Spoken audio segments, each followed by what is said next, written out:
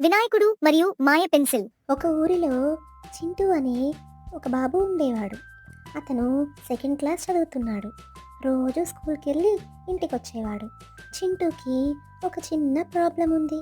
అదేంటంటే చింటూకి రాయడం అంటే చాలా కష్టం. ఎప్పుడు పెన్సిల్ పట్టుకొని రాస్తూ ఉన్నా చేతులు వణుకుతూ ఉండేవి.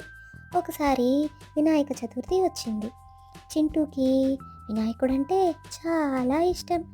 ఊర్లో అందరూ వినాయకుని విగ్రహాలు పెట్టారు. చింటూ వాళ్ళ ఇంట్లో కూడా పెట్టారు. చింటూ వాళ్ళ ఇంట్లో ఉన్న వినాయకుడి బొమ్మ ముందు కూర్చొని ఇలా అన్నాడు, గణేష, నాకు రాయడం చాలా కష్టంగా ఉంది, నువ్వైనా నాకు హెల్ప్ చేయొచ్చు కదా అని. ఆ రోజు రాత్రి చింటూకి డ్రీమ్లో వినాయకుడు ఒక మ్యాజిక్ పెన్సిల్ పట్టుకొని వచ్చాడు. అప్పుడు వినాయకుడు ఇలా అన్నాడు, చింటూ, ఇదిగో మ్యాజిక్ పెన్సిల్, దీనితో నువ్వు ఏమి చేయాలనుకుంటున్నావో అది చెయ్యని అన్నాడు. చింటూ నిద్రలేచి చూస్తే తన పక్కన నిజంగానే మ్యాజిక్ పెన్సిల్ ఉంది.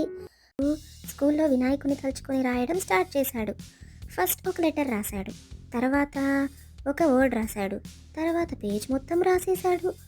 అది టీచర్ చూసి, నువ్వు సూపర్గా రాశావు చింటూ అని అన్నాడు. ఇక ప్రాక్టీస్ చేస్తే ఇంకా బాగా రాస్తావు అని అన్నాడు.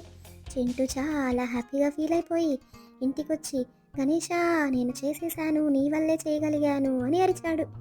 తర్వాత నైట్ అయిపోయింది, నిద్రపోయాడు. ఆ రోజు మళ్ళీ వినాయకుడు డ్రీమ్లో వచ్చి ఇలా అన్నాడు, చింటూ, నువ్వు మ్యాజిక్ పెన్సిల్ వల్ల రాయలేదు, నిజమైన మ్యాజిక్ నీలోనే ఉంది, నువ్వు రాయగలవు అనే నమ్మకంతో రాశావు. ఏదైనా సరే నమ్మకంతో అది చేయగలను అనుకుంటే ఆ పని మనం చేయగలం అని చెప్పాడు.